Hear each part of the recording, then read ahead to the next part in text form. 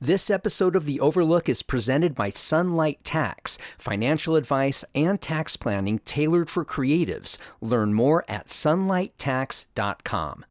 I am a maker, a builder, a baker, although sometimes my messes are all that you'll find. I'll tell a story, both true and allegory. Oh, the process is precious, though it takes up all my time. Luzene Hill is an enrolled member of the Eastern Band of Cherokee Indians living in Cullowhee. She didn't think of herself as an artist until well into midlife. Today, she's untethered in her mediums of expression and also the depths of trauma she draws from. One of the art instructors said, "I really like your drawings. They express the vulnerability of women very well." And I literally pushed back from the dinner table physically to get away from her because I thought my trauma, I had glimmers that it was in there, but I denied that anybody could see it. A series of recent drawings and a new performance video are at the core of Revelate, an exhibition of Hill's work on view through May 15th at the Asheville Art Museum. In today's episode of The Overlook, Hill talks about her formative years in Atlanta, her path to artistic expression, and the personal and cultural trauma and violence informing her art. We'll get to my conversation in just a moment, but I first want to introduce you to Hannah Cole. She's an Asheville artist who makes beautiful paintings. She's also an accountant who started Sunlight Tax in large part to help creatives like her. We're approaching tax time, and Hannah says a lot of freelancers miss out on a potentially big deduction, mileage. You have one car and you use that for personal stuff, like buying your groceries, but you also are gonna, with that, come and meet with somebody you're going to interview, and that would be a business trip. So that mileage is deductible, whereas the grocery store is not. Hannah, do you have a simple trick for how people can keep track of mileage that is deductible versus mileage that isn't? It's such a dumb answer, but yeah, get an app. Hannah produces a lot of videos, a podcast, a blog, a visual guide to deductions, all free of charge as community financial resources. She also has a more comprehensive money boot camp. Find out more about all of it at sunlighttax.com.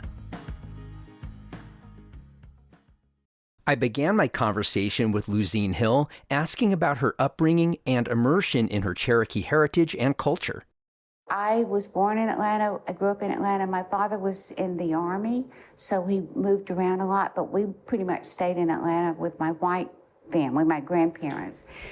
And my art, I think, brought me into wanting to know more about my culture. Intellectually, I knew about Cherokee history, and we came often to visit my grandparents in Cherokee. And it was very different from living in Atlanta and growing up in the 50s and the 60s in a blue-collar neighborhood inside the city of Atlanta. And both my parents encouraged me to know about Cherokee things, but I knew it intellectually, but I was half. What's interesting to me in looking at your work, it seems to be so heavily about Cherokee identity. You said it was an exploration, yet at the same time, it seems to me that from the very outset of your art, and correct me if I'm wrong here, it was a claiming of your heritage. It wasn't just simply an exploration, but there was a real claiming of your heritage. Yes, and that came about, again, my art pulled me to that. My drawings have always been like surrealist automatic drawing. I don't have an idea about what I'm going to draw when I am standing in front of the paper. I just start making marks on the paper. And when I first started exhibiting, I was in Atlanta and I was making some drawings, and they're abstract and figurative in general, what I usually do, because I love the figure and I love the life drawing.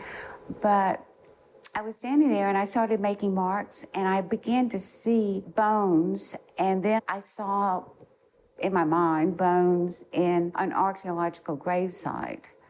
That's just what I was seeing on the blank paper. But did you come to art relatively late in your life? Yes. So talk about that very inclination to create. What were you doing and what was your age roughly when that hit you, and what inspired that move to art? I was married, my daughter was growing up, and I was a stay-at-home mom, and I enjoyed decorating the house. And I realized now that was a creative outlet for me. But I hadn't had classes, I hadn't taken art in school, blue collar. Being an artist wasn't even considered like anything to aspire to. So when my daughter was old enough to be in school full time, I went back to school to finish my degree that I had stopped after 2 years to get married. And luckily, I decided to go into interior design, and I had, my first class was Drawing 101. I had a magnificent instructor who was a great artist, Sam Rusi, and I'd never taken a drawing class, and he was excellent. And after 2 weeks, interior design was out of my mind. All I wanted to do was draw. It's interesting to me that you were initially drawn to interior design, which is usually not about personal social expression in that way. That seems like a universe away from the kind of work you do. What were you looking to express? You talked a little bit about how you wanted to explore your heritage. What did you find initially that you wanted to express? I started researching DeSoto, and when I learned how brutal and cruel, I decided to do a series of drawings and paintings called In DeSoto's Path. And they were all bones, and they were bones like you would see if you looked down at an archaeological dig. And then they got more abstract, and they were bones, but there was a lot of trauma in them. So my research feeds what comes out in my work, and I often don't plan it. When you mentioned the trauma, do you think, looking back retrospectively, that you were expressing generational or ancestral trauma? I think unconsciously I was. And then, as I said, I research and I continue to. And so the more that I learn, the more that I want to say. I stopped going to art classes at a certain point because my parents were aging and my grandparents were aging. I had to put my art on hold for 12 years, which was from my 30s to my mid-40s. At that point, how long had you been working on your art? About 2 years, maybe. I don't want to put a word in your mouth, but I can imagine frustrating doesn't begin to cover it because you were just kind of discovering this thread of yourself, and then you put that on the shelf for 12 years. Why so long? And what happened to you emerging from those 12 years that informed your art when you went back to it? My grandparents that had more or less raised me, my mother, and then my father was declining up here in Cherokee. So that's 4 people declined. I'm an only child, so it was me, and I was taking care of them a lot.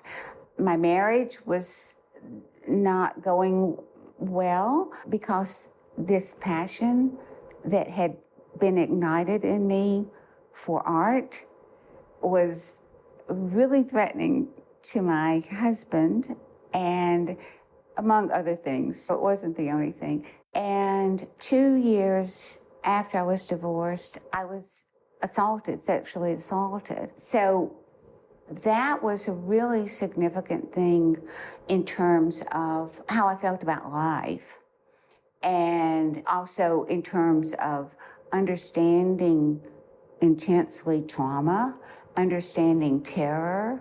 And I'd been a really sheltered child growing up and very protected, and not a lot of experiences out in the world. So that was something that changed my outlook. After I got over the processing psychologically and physically of that, I felt as though, oh my gosh, I really believed I was going to be killed that day, as many women do when they are assaulted. And so I thought, man, this is bonus. I know I was expecting not to be alive, and now I am.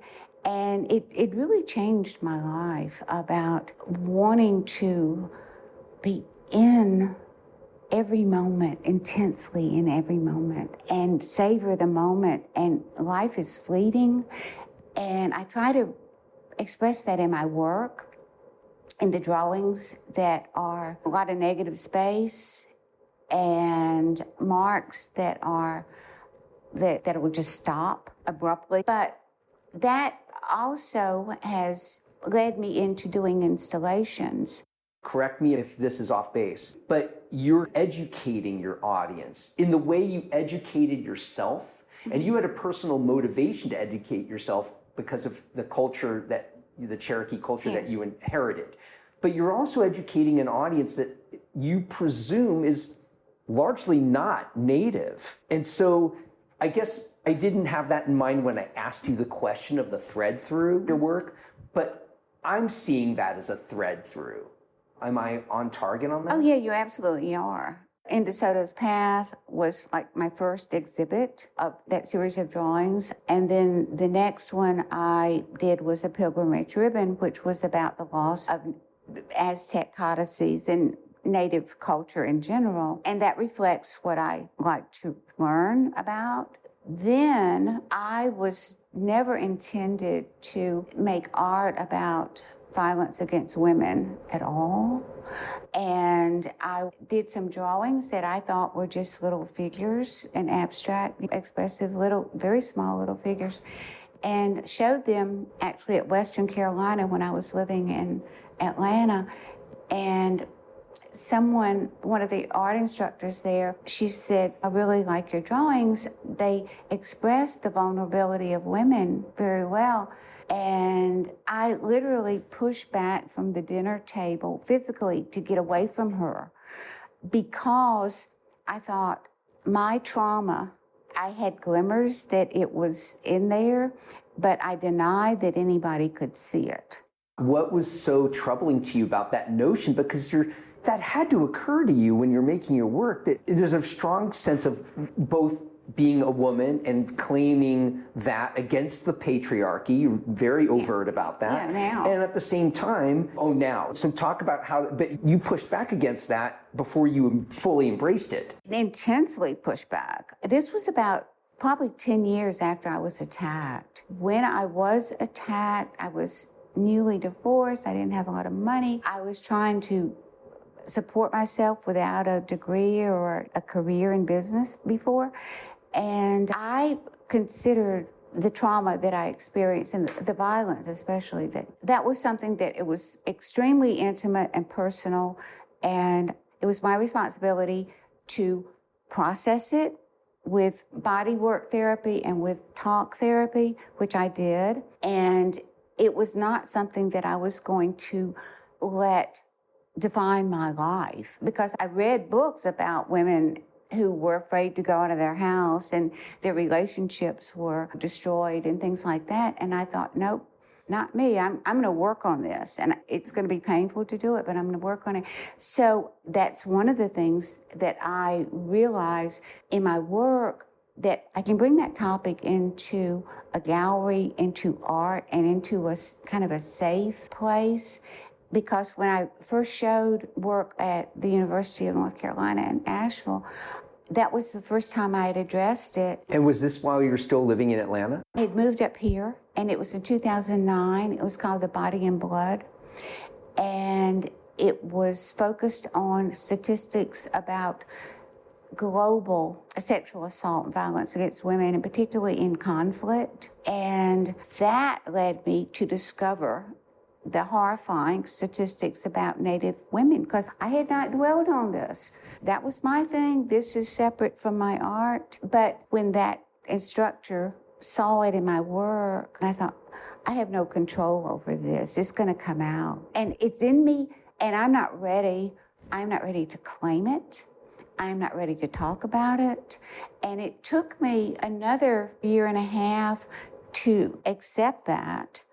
And then I took 4 of those drawings and made a little book, an accordion book, that was exactly about my experience.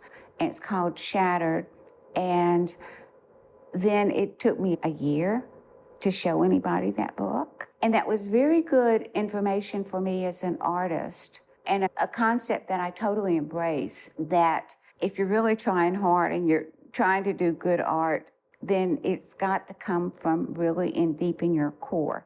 And if it does come from your core, then the viewer's core is going to respond to it. What did that do for your art once you did embrace it and you had shaken off the initial horror of, wait, I'm not talking about this? Once you said, I am talking about this, how did that change your art going forward?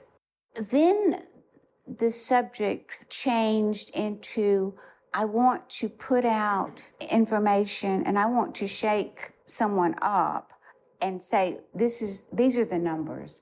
They're big numbers of women. In The Body and Blood, over the course of that, it was like 34 days it was up, there were 24,480 rose petals that were poured over this altar table. That was the work. And those represented the number of women in the U.S. that there were reported assaults each day. I was putting out numbers, and I was intrigued with material volume, which is a device that other artists have used. So I got really interested in material volume, and I thought, seeing 24,480 things is more impressive to your mind than saying that number or writing that number or making that many marks. You absolutely don't want to thumb through the U.S. tax code to sort through all your potential deductions. You're in luck because Asheville artist and accountant Hannah Cole of Sunlight Tax has done that for you with a free guide to deductions for creative entrepreneurs.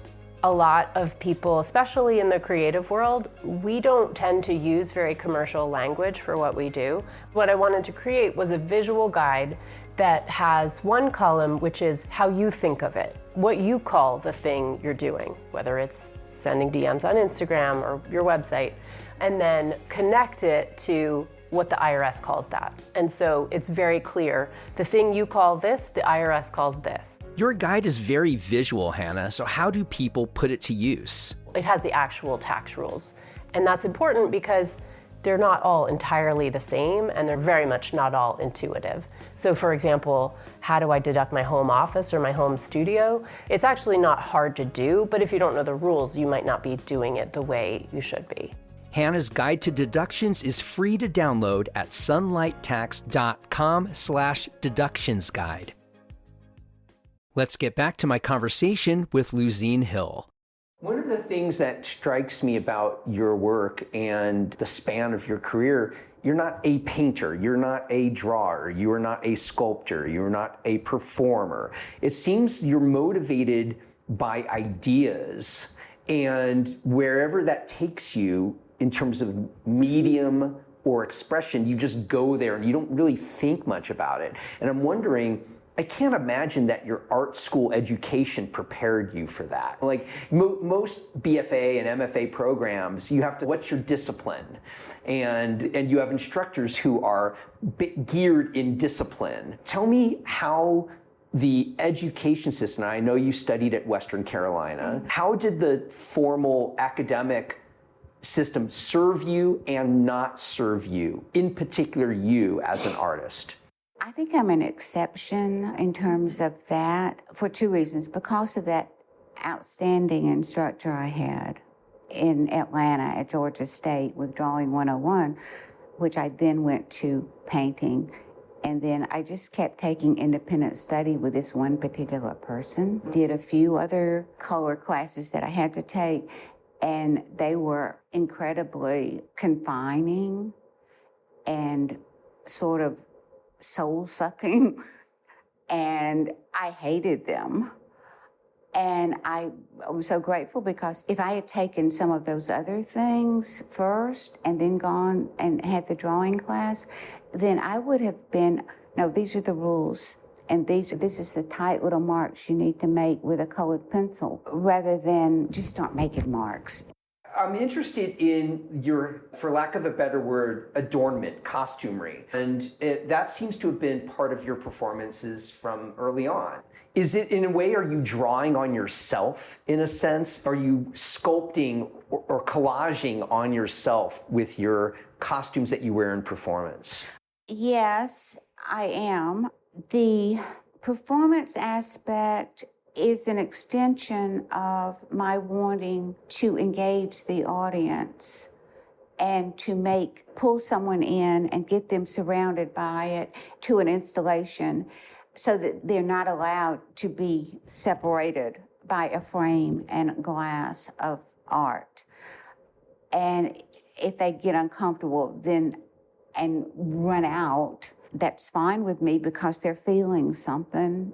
I really love Anna Mendieta and Marina Abramovic. When you started experimenting with performance and the costumery that goes along with that, was that also, I have an idea, this is just how to express it? Yes, absolutely. Can you say the same about Revelate? Talk about that piece and the development of that work. I got interested in Mylar because I was invited to do something in Tucson that never developed about border issues. And that was when I didn't know much about it. So I looked online and I saw an image of the Border Patrol giving Mylar blankets out to the refugees standing in El Paso at the river. And they were waiting for the buses and everything to come get them. But they were standing there in the cold, in the dark. It was February. I saw a couple of things. I saw cold, poor, frightened people longing to be free and thought about the Statue of Liberty. And they're here and they're not wanting to let them in and they're giving them these blankets. And then in that same picture, I saw Native people wrapped in blankets, government issue blankets, some of which had been infected with smallpox. So the whole thing about blankets for Native people is really a very complex, mixed kind of a symbol. So I ordered some Mylar blankets to just see what it felt like. I was wrapped in the blanket and that was telling me something. And what it told me was, I'm gonna take this government issue, charity kind of thing that is given to someone that you're not really keen on, because it offered no comfort. It makes you warm, but offered no comfort. And I'm going to turn this into something with power. So I created Retribute, which was along with 3 little goddess figures. And the goddess figures were in the gallery in Albuquerque, along with the 3 capes, which coincided with the 3 goddesses, which were pre-contact goddesses that I copied. And I was thinking about the 3 Furies in Greek mythology and the indigenous goddesses and Retribute. And so they were the beginning of kind of superhero women. It came out of wrapping myself in the Mylar emergency blanket is what it came out of.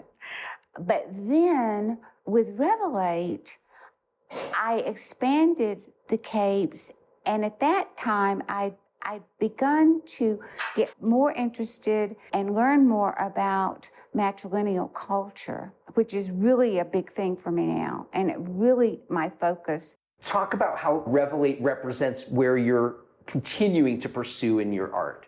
I'm going to continue to do more drawings with a lot of female bodies, and rather than the male gaze, I'm doing the female gaze on my own body. And also next year, I'm going to have another cape that at the Autry that's going to be a Mylar one, but it's going to be full length, and I'm probably going to do a performance. So I don't know how that's going to turn out, but it's going to be the next level for whatever. Good thing I have my trusty notebook, and good thing I have my dear old pen. I want to thank Luzene Hill for taking the time to talk with me about her work. The Asheville band The Resonant Rogues is allowing me to use their Maker song as the theme music for The Overlook. New episodes of The Overlook are online 6 a.m. every Monday through Friday. Please follow for free on your favorite podcasting app and sign up for our newsletter, which delivers all the week's episodes into your mailbox every Friday. I'm Matt Peiken, and I'll see you on the next episode of The Overlook.